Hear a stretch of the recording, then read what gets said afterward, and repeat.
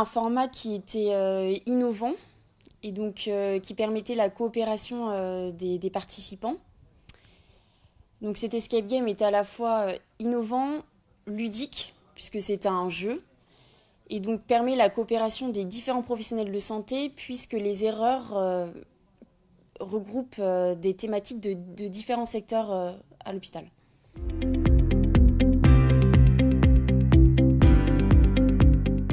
Alors, le contexte premier était donc la semaine sécurité patient, où on devait faire un projet.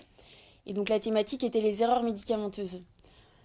Puisqu'on voulait quelque chose d'innovant, on a pensé à l'escape game qui est dans l'air du temps, un peu en lien avec la chambre des erreurs. Donc voilà, on a pensé pourquoi pas un escape game. On s'est réunis et on est parti sur le projet.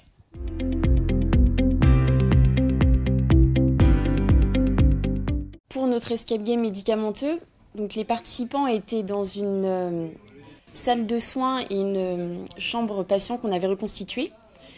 Il y avait 4 énigmes que les participants devaient trouver et les énigmes étaient successives. Donc chaque énigme trouvée permettait d'accéder à une autre énigme et donc permettait d'accéder à l'énigme finale qui était d'administrer en toute sécurité un médicament pour le patient.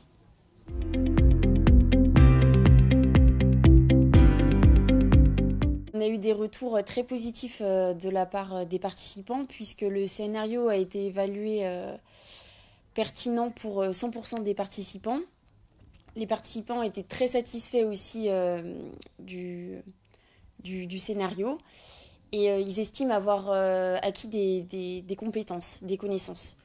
Le niveau de difficulté a été jugé plutôt difficile à 50%. Donc dans l'ensemble, tout le monde était satisfait.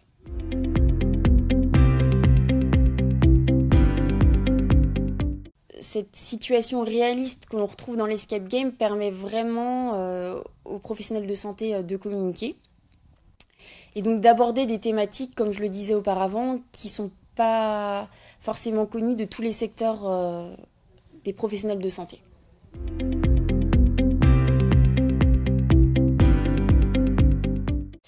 Alors, je suis très contente que le projet ait reçu le prix de la prévention médicale. Donc, on vous remercie. Et donc, on souhaiterait un peu le transposer sur d'autres thématiques différentes.